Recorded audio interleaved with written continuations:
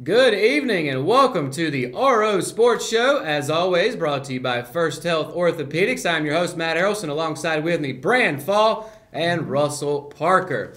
And guys, we're changing up the format for the RO Sports Show this week. We're kind of sending out, as you've already seen by now, a couple of smaller specials, one for Richmond Raider football, another for the CFP, the College Football Playoffs. So we figured we'd change up the format, new studio, new show. So we're going to hit a bunch of different topics, boom, boom, boom, kind of similar to what we used to do called the Ross Rundown. Let's get right into it. Let's start the timer.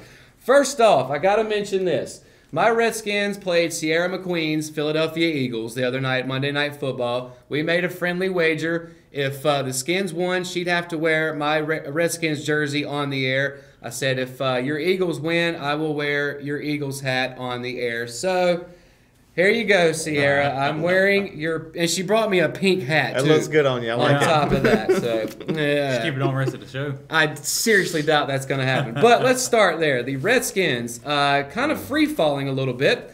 Ended up losing 28-13 to the Philadelphia Eagles. The Redskins now 6-6. The Eagles bumping up to 6-6 after this victory. Perhaps the biggest news, though, out of this game, Colt McCoy, the backup to Alex Smith, who, of course, got hurt a couple weeks ago, also got hurt, which left us with Mark Sanchez. Wow. He was 13 of 21, 100 yards, 1 INT. So let me ask you this, Brandon. Let's start here. The Redskins, is their season done already? Well, they signed Josh Johnson today, who hasn't thrown a regular season pass. Same question then. So I'm leaning towards yes. And that's a perfect. In my opinion, the Eagles and Redskins are a prime example of two teams with identical records going in totally different directions. The Eagles have seemed to found their rhythm. Yeah. They're only a game back of the Cowboys, and the Redskins also only a game back. But I mean, unless there's some quarterback on the horizon that we don't know about. I mean, I think they're in trouble. Yeah, I hope Mark Sanchez gets it together, but I'm not optimistic. Yeah, and it really makes me nervous that Mark Sanchez immediately goes from our third-string quarterback to our starting quarterback, only been on the team for what will amount to a couple of weeks. Yep. He's obviously going to have to learn the playbook. Russell, let me ask you this. The Eagles, talking about them, now they had that kind of Super Bowl hangover, it seemed like, but now they're on the up and up. Do you think maybe they can still challenge for the East? I mean, yeah, definitely. I think they got a chance. I mean, Dallas has only got one win over them right now, and I think they can very well make a case here going further, if not even winning the East, but they could probably even be a wild card in the end, and they might. I don't know if they'll make it to the Super Bowl, but I think they can definitely at least have at the end of the year, they can say they had a strong season. Yeah, and getting back to the Super Bowl, 2 years in a row, very, very tough to do in the NFL, much less winning two. But let me talk a minute about Adrian Peterson. We've mentioned him before. He just keeps pushing back time. He had only 9 carries but had 98 yards and a touchdown. I don't know if you guys caught any of this game. The one touchdown he had, he broke away from the guys, which surprises me, being 33, which is over the hill for running backs. Seemed to kind of lose a little bit of steam there towards the end. But, with a third-string quarterback coming in, are they going to continue to ride AP hard, That is in my opinion, their only chance to win games. I mean, they ran a 90-yard touchdown pass with Adrian Peterson, and I heard the announcer say the next day on SportsCenter that they never ran the same play again in that game. Well, maybe they should have. Maybe they should have run out a few more times. Yeah, absolutely. Carson Wentz, by the way, he seems to be back in form. 27 of 39, 306 yards, 2 touchdowns, and 1 pick.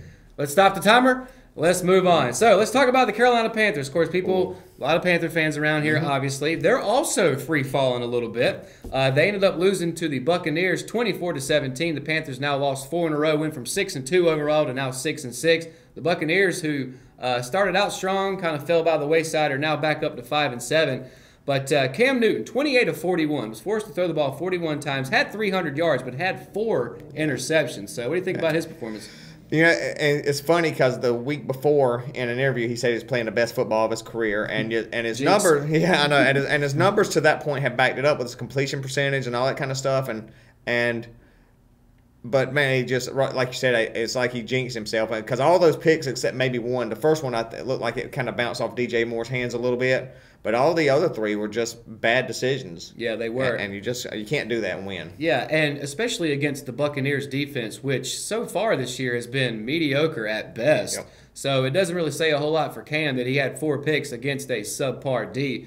Another big story coming out of this, Russell, Greg Olsen, the tight end for the Panthers, injured that same foot that knocked him out. I think it was last year perhaps, maybe a year before that. Anyway, it's been a lingering issue. He's now been put on injury reserve. How big of an impact is that going to be for the Panthers? I mean, Panthers, they haven't been that great all year. I don't know if it'll feel an impact them that hard, but I think, they're going to see some more losses in their future. Yeah, and I know that Greg Olsen's been what I call a security blanket for Cam. Yeah, absolutely. A guy that not only can block for you, but you can send him out in the flat, especially in the red zone. He's a threat to score anytime, and now you lose that. But as far as McCaffrey, he had a really good game. He had 10 carries, 106 yards, also added 9 receptions, 55 yards, and a touchdown. So the same question I asked about AP, is it now time for the Panthers to start leaning on McCaffrey a lot more? I think McCaffrey and DJ Moore, if they're going to win, they're right. They're still as badly as they've played. They're right in the wild card race, but they got to have a win this week. Yeah, they have to. But McCaffrey and DJ Moore, they got to get those two. Keep getting Christian McCaffrey more touches and find DJ Moore the ball more. And then last question to kind of wrap up this little portion here. Like I mentioned, Panthers 6-6, Redskins are 6-6. I think both, as we sit right now, are out of the playoff picture. Mm-hmm. Yep. Do you think it'll stay that way? Do you think one gets in, both gets in? What do you think? Well, my predictions on Thanksgiving were awful, so let's just keep the. By the way, I was 3-0 for I was 2-2. I was 2-2 if you count the Panther Sunday game. That was terrible. So, but I think the Panthers still find a way to get in. All right. That might not be logical, but I mean, Cam, the Tampa game, notwithstanding, he's played some pretty good football, and they're bound to get a win this week. Yeah. What do you think, Russell? I think you'll see Carolina make it into the playoffs. Redskins probably see them down on the outside on this one. I know Cam Newton. I usually give him a lot of flack for what he is, and he's an Auburn graduate. But I think he's a great quarterback in terms of how he knows how to scramble, knows how to still get things done. I think he can rebound from what his little slope that he's getting into. Here's what I think one of the biggest differences is. The Panthers are chasing a one-loss Saints team, whereas the Redskins are chasing a 7-5 Cowboys team who's just a game ahead of them. So obviously the Panthers not going to win the South. Right. The Redskins and the Eagles, for that matter, still have a shot at winning the East. However, it seems like all three of those teams probably going to be fighting for a wild card spot.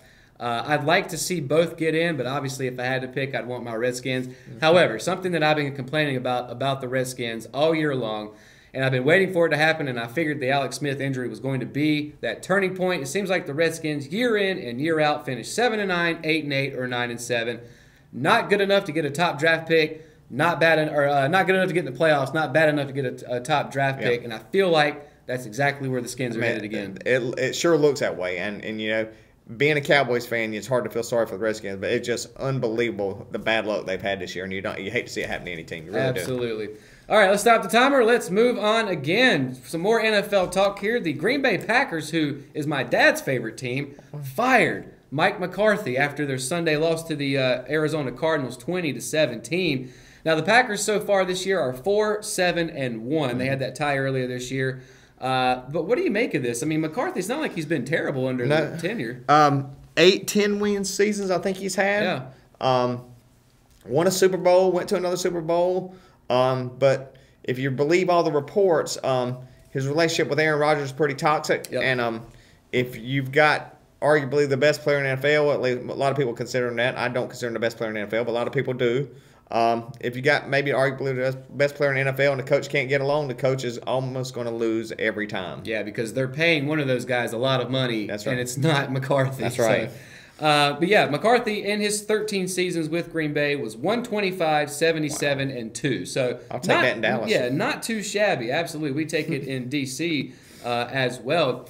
But a couple of names here. Russell, I'm going to throw this one out there because I found it interesting. There was a report that Nick Saban may be somebody that the Packers look at. Any chance? What do you think?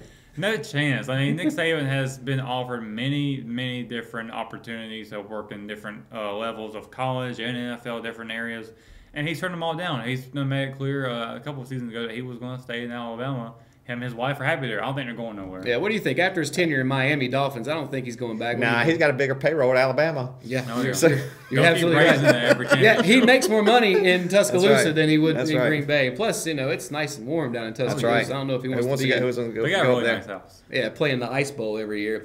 So I do want to throw out a few names that legitimately could become their new coach. Of course, Joe Philbin is going to be the interim in the meantime, who has some coaching head coaching experience. But just a few names here. Josh McDaniels, the New England Patriots offensive coordinator. Of course, he was the former Broncos coach years back. Zach Taylor, who is the LA Rams QB coach. Of course, he's got another really good quarterback there.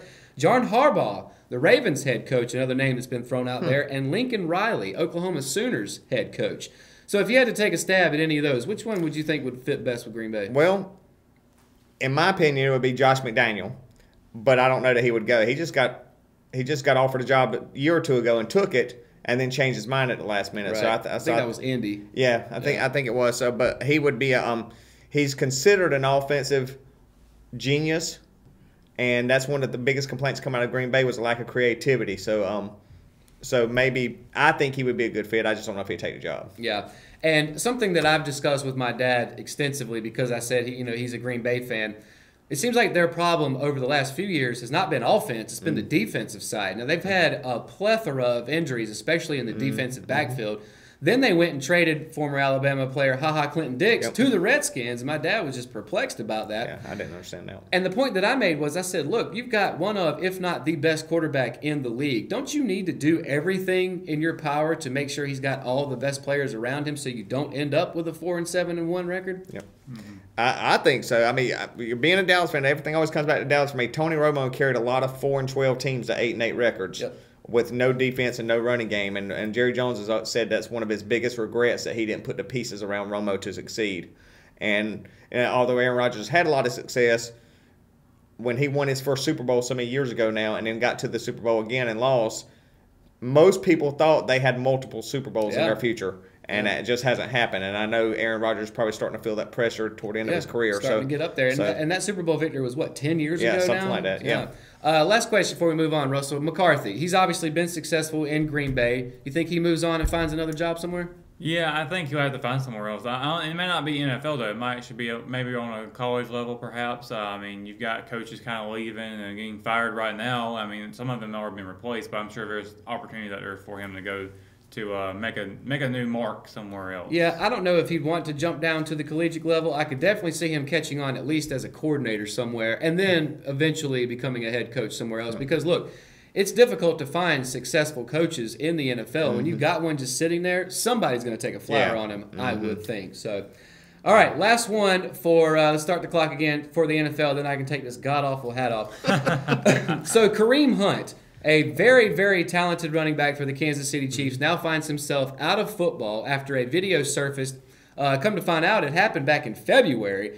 Just surfaced last week of him basically what amounted to punching and pushing a female. Of course, domestic violence, a big issue in the NFL, and it seems like a zero-tolerance policy, as it should be.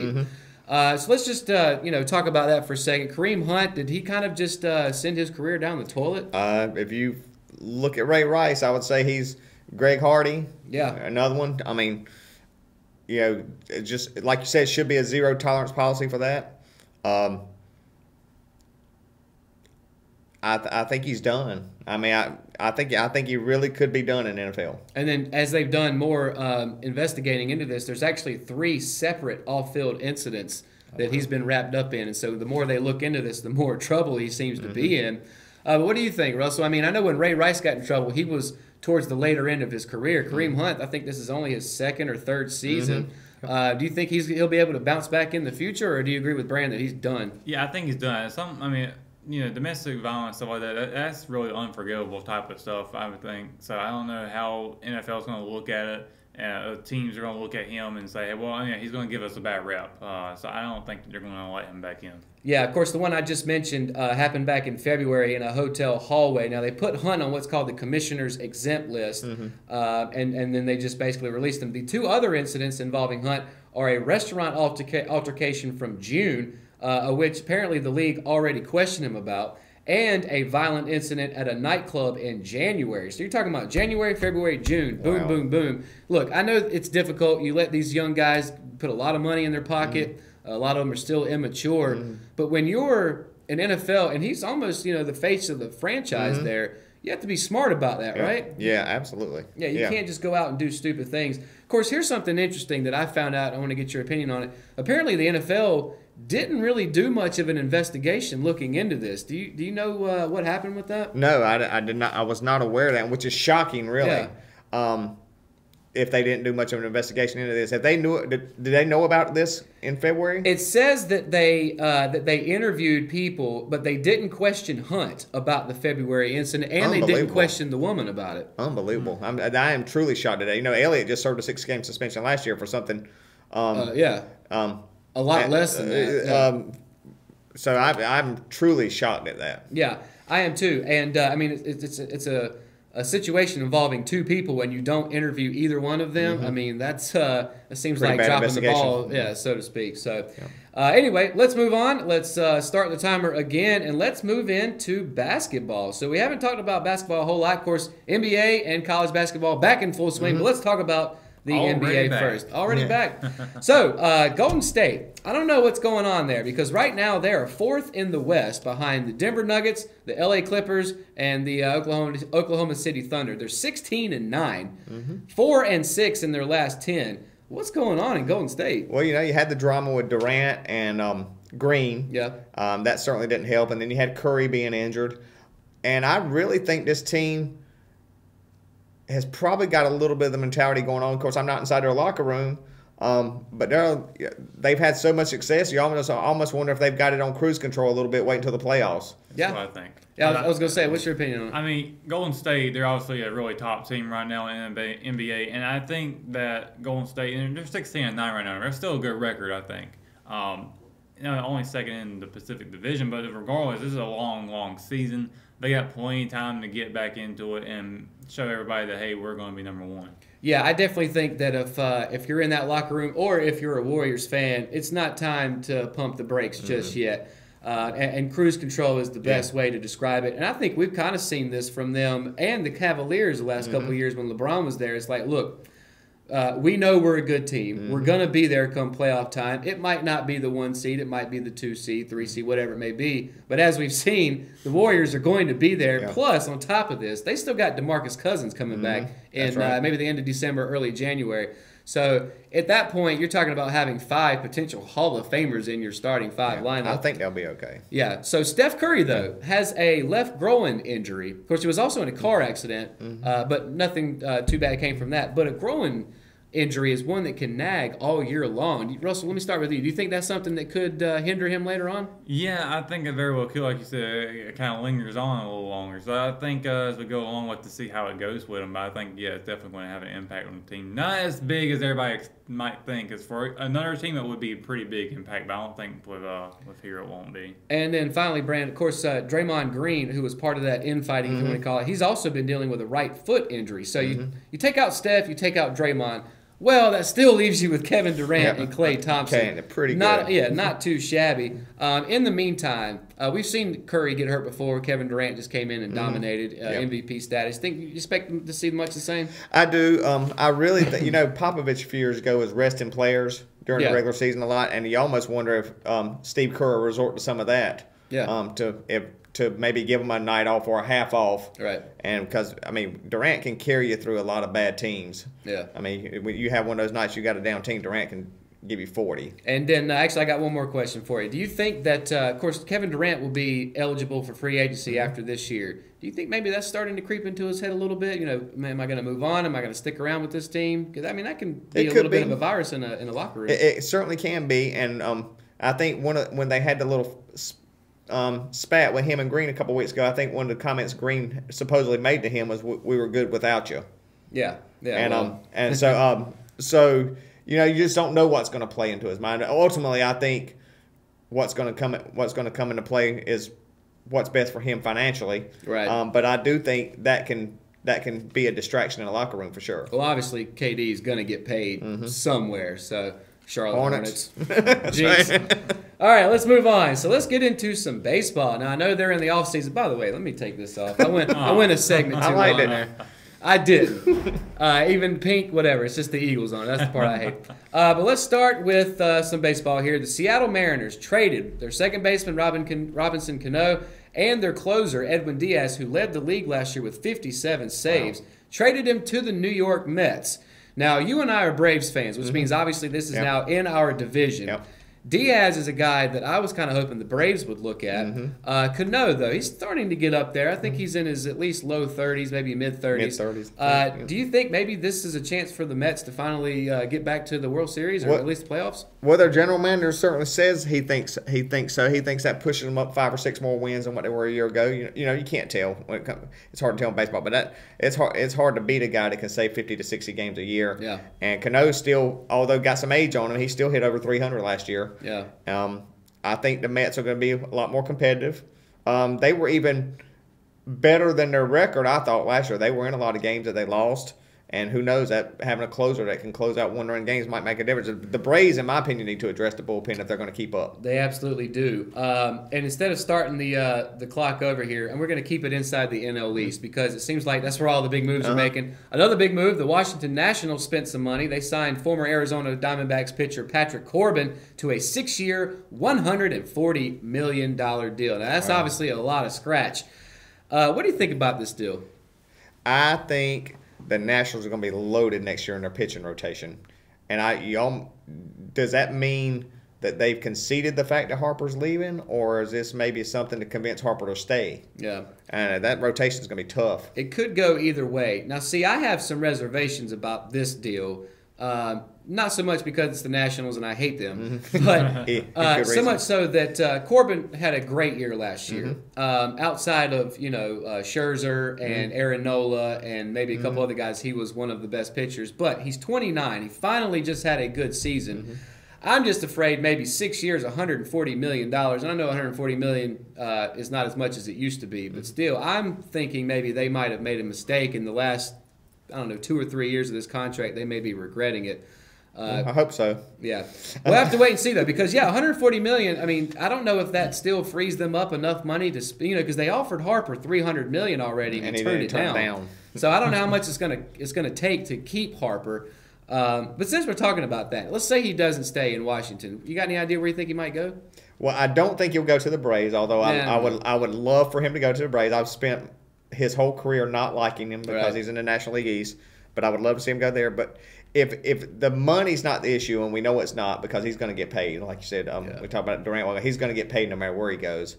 I think he's going to go somewhere where he thinks he can win next year. I think he wants to win, and so I could totally see him going to like the evil empire. In New York or somewhere like that. I've actually got him pegged to head to California and play for the Dodgers. Yep, I mean, they're one of those teams like the Yankees, like the Cubs, the Red Sox that can afford to pay that guy and not really, deal with it that much. And then last thing, talking about baseball here. So Cano and Diaz head to the Mets. The Mets have also been looking at JT Realmuto from the Marlins, as have the Braves and several other teams. Then you've got Corbin signing with the Nets. We don't know yet what's happening with Harper.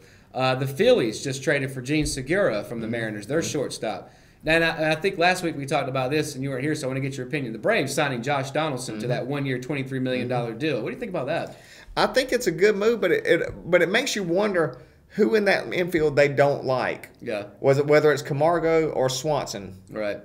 The feeling I get is that they're going to turn Camargo into a super utility guy, and he'll play infield, outfield, DH with their interleague, that sort of thing. And but I believe that it's make or break time for Swanson. I do too. You got to start hitting the ball. Absolutely. I like Swanson. He's a good player, and he's had some big hits for them. Yeah. He just hasn't done it consistently. I mean, 240 is just not going to cut it for a superstar shortstop in the National League. Yeah. But I think as far as the Donaldson move, it's only 1 year. I know $23 million's up there for just a 1-year deal, but if this guy is back to healthy, you're talking about one of the top, at least 10 players in the league, MVP status. Just 3 or 4 years ago, wasn't it? Yeah, not even that long ago, just 2 years ago. And if he doesn't do well, then it's only a 1-year deal, Mm-hmm. and you can bring up Austin Riley or maybe go Yeah. from there, try to maybe trade for somebody or sign somebody.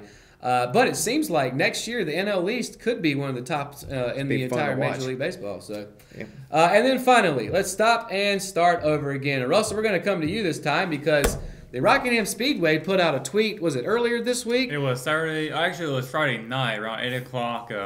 They came out talking about the racetrack. Hypothetically speaking, the owners are wanting to come up with potentially turning Little Rock, which is the half-mile track sitting behind the main track, into a dirt track. And it's gotten so much support over that. A lot of people have said yes on it.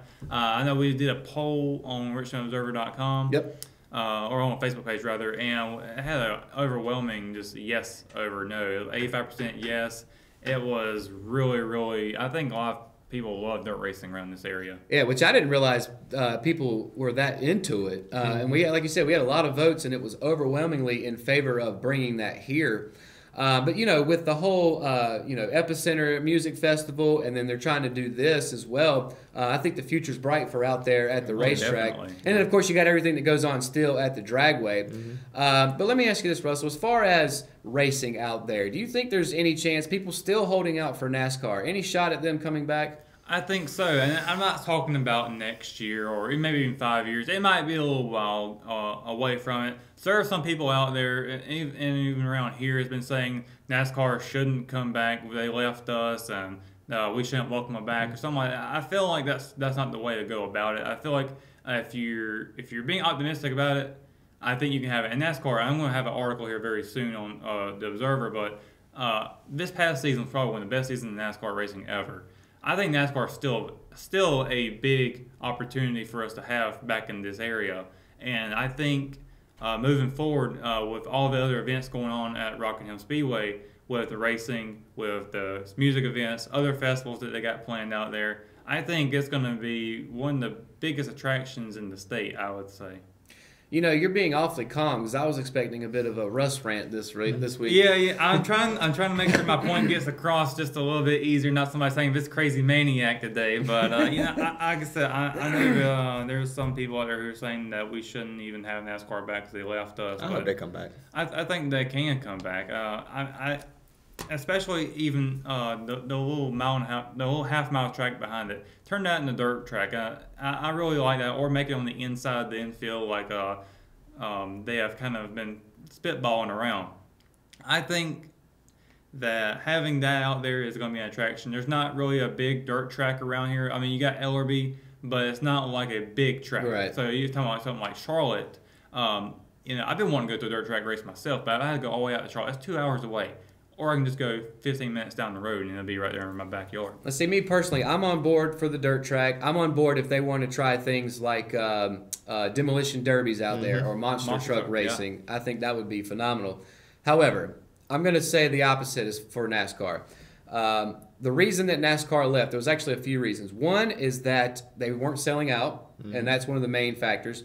Two is that we were in like the 39th TV market in North Carolina. And third, there are at least 4 other tracks within 200 miles of us: Richmond, Bristol, Darlington, and Charlotte. None of that's changed. We're still in a small TV market. I seriously don't think they'd be able to sell out every race. And the fact those 4 racetracks are still in existence and still racing there. So I'm of the opinion that we should just do without NASCAR, to be honest with you. Well, I say if they want to come back, let them come back. Sure. And not only that, but you mentioned them not being able to sell out. Many tracks, they can't sell out. And they don't rely on just NASCAR. They might look at NASCAR as their biggest thing, but they have other stuff going on. Look at Charlotte. Their model up there has been working so well for them. They have car shows in the middle of the field. They have a Christmas light show during the holiday season. You can do stuff like that and still have NASCAR.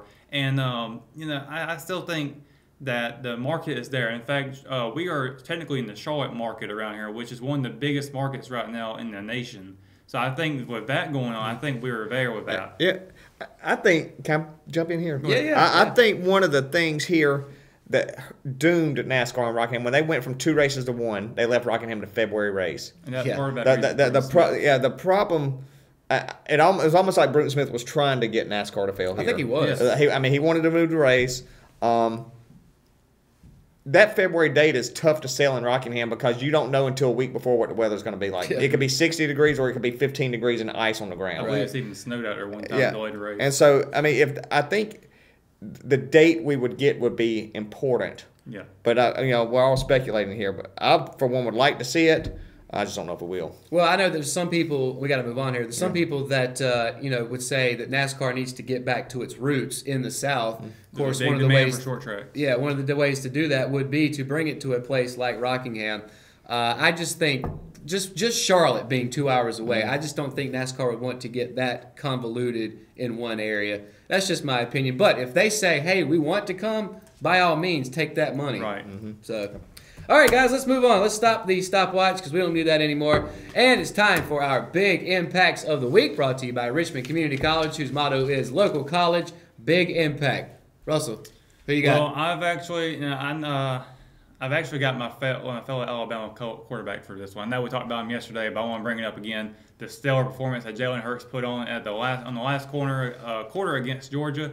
Jalen Hurts came out and made it happen. Of course, just last year he got put out in the same type of game against Georgia, and now he's doing the same thing. We're paying the favor for Tua. And see, that's one of the things I love about sports. How it all comes full circle sometimes. And you see how, he came out, Tua comes in, and then boom, the role switch. So what about you, Brandon? You got for your big I impact? like Brian Teal. Right. I don't know if anybody's covered him before as their big impact. I'm sure they probably have. I don't know if we've covered him specifically, but yeah, that's a good one. But he's just finished his second year. Lost in the first round of the playoffs last year. Made it to the third round this year. And not only the fact that he got further, it's just you can see it on the sidelines at the games that all these kids have totally bought in to his system.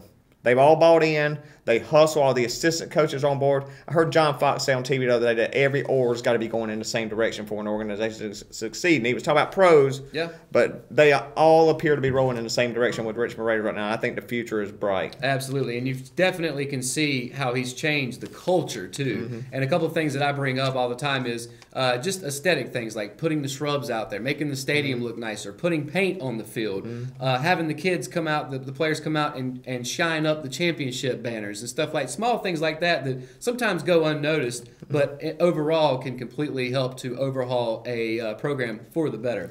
My big impact this week is Kenan Stadium, the home of the Tar Heels in football, won Field of the Year award, which is about the only thing the Tar Heels are going to win this year as far as football. Because they didn't tear it up enough in football. Wow. Yeah. That's funny. Anyway, so I guess if there's any silver lining to the Tar Heels football season, it's that Kenan Stadium won. It's a beautiful facility to go to the game. It truly is a beautiful place to go to a football game. Absolutely. We call it God's country up there. That's right. Tar Heel fans do. My daughter's hoping to hear from January that she'll be going there next year. Oh, well, So good luck to her. Absolutely.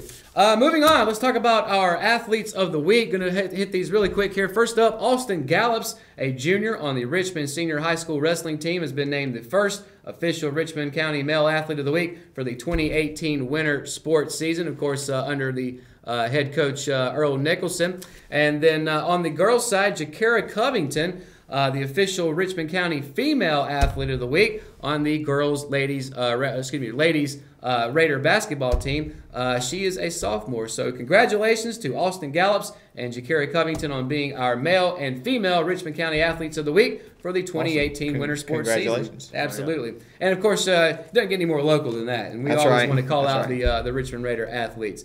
So, guys, let's finish up same way we always do with love it or hate it. We're not getting rid of that. So, first off, Mike Gundy, the head coach of the Oklahoma State Cowboys, is repaying a man's lost bet that he made on the Cowboys. Love it or hate it? I love it. Right? I mean, that is stepping up on behalf of your fan base right there. Absolutely. I love that. That's awesome. Love it. I love it too. And to me, this is just quintessential Mike Gundy. This is the guy, I don't know if you remember, when he started yelling at a reporter, I'm a grown man, I'm 40, get mad at me, don't get mad at my kids. And that's what you want. You want a guy that's fiery, got some passion. That's right. And this, to me, he grew the mullet out, stuff like that. This is just quintessential Anybody Mike grows Gundy. a mullet is good, okay in my book. Absolutely. Moving on, the Buffalo Bills cut former Panther wide receiver Kelvin Benjamin just a year after trading for him. Love it or hate it? I hate it for Benjamin, although it's easy for Panther fans to not like him. Sure. With his comments he made about Newton in the offseason. but it just that Buffalo Bills has just been a dysfunctional organization. It seems like for years now, and that's just another bad trade they made. They gave up 2 draft picks, I think, last year to get him. Yeah. And now they're already cutting ties, cutting bait. All right, love it or hate it, Russell? I'm going to say hate it. I'm going to say love it for Benjamin. Now, I know, like you mentioned, him and Cam had some beef. It just didn't work out in Carolina. And I know there was a lot of hype with Benjamin when he came out of Florida State. Big, tall receiver, should be doing better. But Buffalo's terrible. And who knows how long before Buffalo. Yeah, and I was going to say, who knows how long before Josh Allen's able to step in and be a serviceable quarterback. I feel like they almost did him a favor by cutting him, because now he can perhaps catch on with another team that has playoff aspirations, or maybe next year he can sign with a team. And I think just getting away from Buffalo for the foreseeable future will be beneficial to him. Moving on, the USC Trojans have hired former Texas Tech head coach Cliff Kingsbury to be their offensive coordinator. Love it or hate it? Well, he had a pretty successful offense at Texas Tech, didn't he? He did. I love it. I mean, they can't be any worse than they were this past year. That's true. Love it or hate it? Love it. I'm going to say love it too. I hate that Cliff ended up getting fired at Texas Tech, and I think they've moved on and found another coach. But obviously, even going back to the Mike Leach days, Texas Tech always had a really good offense, that air raid offense, if you will. I think if you take Kingsbury's ability to recruit guys and put that offense with the talent that USC is able to get year on year, year after year, I think they could become another powerhouse again, get kind of back to the Pete Carroll days. Moving on to hockey, something that we never talk about, unfortunately. What's that? Yeah, I think that's where they hit that little cylinder thing. Yeah. Oh, no, that's curling. Anyway, the NHL has voted to give an expansion franchise to Seattle. They'll now become the 32nd team in the NHL. Love it or hate it? I hate it simply because I just don't care that much about the NHL. And I just... Fair enough. I'm going to say love it because now it gives an even number of teams, and they can probably have an even number of conferences and divisions, and it just kind of makes everything even now with 32 teams. I will say love it for the same reason, and I know that the city of Seattle's been a little butthurt after losing the Supersonics, so maybe this will help fill the void just a little bit. Although Seattle may eventually get another basketball team. We'll have to wait and see on that. But in the meantime, they're going to be the 32nd team in the NHL. Moving on, the ACC Network. We've been waiting for this for a long time. The ACC Network is officially going to launch in August. Love it or hate it? Love it. All right. ACC Sports is the best. Absolutely. I hate it. Of course you do. We need more SEC Network. You mean surely everybody's cheating? You already have your own network. We need more of it. And I know you guys are affiliated with ESPN. I'm not sure. Yeah, ESPN is their network. I was going to say, I'm not sure if the ACC is teaming up with ESPN. I think maybe they are. I'll have to do some research on that. But I'm with you. I think it'll help out with having less bias. People can't call in the SEC and the ESPN and kind of join together to be biased. Well, you know, I preach SEC bias in the college football playoff week after week. So I would imagine, of course, they'll cover football, but I would imagine this was almost built for basketball season, don't you think? Yeah, without a doubt. All right. Moving on, let's talk about college football. So the bowl games are coming up. Which, by the way, we're going to have a big announcement on the RO Sports Show's bowl game coverage. We'll let you know about that soon enough. But we've seen this happen quite a few times over the last few years. Star players who are getting ready for the draft sit out their bowl games. So the same thing's happening this year. Houston's Ed Oliver, who's going to be one of the top picks, has decided to sit out their bowl game, as has Michigan's defensive lineman Rashawn Gary, another guy expected to go high. On the flip side of that, Justin Herbert, Oregon's quarterback, who's some are saying might be the first quarterback taken, is going to play. So I guess love it or hate it, guys sitting out, or perhaps him sticking in. You can go either way with it. All right, I'm going to go love it on the guy deciding to play. Okay. That being said, I totally get why the ones 2 years ago, if you'd asked me this question, I would have said they should all be playing, no questions asked. And then you see somebody like Jalen Smith, who I love with the Cowboys. Sure. Almost a career over. Yeah, I mean, last college game at Notre Dame, and really not a meaningless game because the bowl games are big money, but they weren't playing for a national championship. Right. And he suffered such a horrendous injury, people thought he was never going to play again. Yeah. And so I totally get why these guys that are not playing for a national championship decide to sit out. Right. I get it. Yeah. Yeah, I'm kind of battling between the two in my head right now, but I'm going to say love it. I'm not going to really love it, but I'm going to say love it because with these big stars sitting out of the bowl games, I understand they're making the business decision for themselves. And at the same time, I used to be the same like you with 2 years ago, or actually probably just a couple weeks ago. I would say they should all be playing their bowl game. But it gives opportunities for these other guys who are second and third string to hop up into that and make an impact on their team for the first time all season, perhaps. So I'm going to say love it for that. I am right there on board. You guys hit the nail on the head. I think it was 2 years ago, Leonard Fournette was one of the first ones to do this at LSU. And at the time, I thought, man, that's really selfish of him to do that. But I think there is a list, and you get to a certain name, and at that point, everyone up should, if they want to sit out, they should, because they got to get ready for the draft. Anybody below that, you can make that decision if you want to. But you're talking about millions of dollars potentially on the table. And it would stink if that happens to what happened to Jalen. But if these guys get hurt, let's say it's a career-ending injury. Well, now you're out of a job and out of millions of dollars, and especially in football above any other sport. And I talked about it a lot with like Le'Veon Bell. You got to get that money while you can. And they've been working towards that for at least 4 to 8 years. Yeah, and I think that like in the case of Rashawn Gary at Michigan, Houston's Ed Oliver, and Justin Herbert at Oregon, none of those teams are playing for a national championship. None of them are in the playoff. I got no problem with it. Yeah. I'll say love it. Yeah. Speaking of college football, Kansas State's head coach Bill Snyder calling it quits for the second time, but it sounds like this is going to be it. But him retiring, love it or hate it. Love it, I get it. Love it. Had a nice career at Kansas State, as good as you can have at Kansas State. But, I mean, he was successful. Yeah. I'm going to love it for him. All right. I'm going to say love it. I'm going to say love it, too. And I'm not sure how old he was. I think he's close to 80 years Something old. like that. I thought it was just phenomenal that he was able to recruit and put in the hours and the time that it takes to be a head coach at that age. So, again, congratulations to him. He had a great career. I would imagine, I think there was some rumble that if he hadn't retired, they were going to push him out because, after a certain time, it's just time to quit. Yeah. And I'm hoping that he went out on his own terms. And I'm sure Kansas State, it's a Power 5 program. They shouldn't have any problem finding another coach. Tom Brady surpasses 1,000 career rushing yards in his 19th season. Love it or hate it? Hate it. Hate Tom Brady. I'm kidding. I don't hate him. But so that's, what's that, a yard per game for his career? Something like that. But congratulations, Ty. Truly, I say I hate him. All kidding aside, I said the same thing about Joe Montana for years and years and years. But he's truly one of the all-time greats. Absolutely. I'm going to say love it, too. I mean, he is definitely one of the best of all time. Yeah, I'm going to say love. And I know, like you said, Tom Brady catches a lot of flack, but that's only because people are just jealous of him. And everybody would like to have had or have a Tom Brady on their team at some point or another. I just think it's so funny how slow he is. It took him almost 20 years to get 1,000 rushing yards. Meanwhile, running backs get that in just I think Cam Newton's got that this year. Yeah, exactly. Exactly. And then finally, guys, got to give the big men some love. 332-pound defensive lineman Akeem Hicks scored a touchdown for the Chicago Bears. Very reminiscent of Refrigerator Perry. Love it or hate it? Absolutely love it. Love to see the big guys score. Awesome. Yes, love it. I love it too. I mean, you just said it was Chris Berman bumbling, rumbling, stumbling. I love it. I mean, you got to let the big guys every once in a while get some love in the end zone. So I'm absolutely on board for that. Well, guys, we're all finished. That's going to do it for the first RO Sports Show here in the new studio. We hope everybody watching and listening had as much fun as we did. Of course, you can catch us on The Classic Rock if you're listening, Facebook, YouTube, the RO app. So many ways to watch and listen, and of course, it is all free. So for Russell Parker, Brand Fall, I am Matt Harrelson. We'll see you right back here next week for all of our plethora of shows across all the Richmond Observer platforms. Have a great week.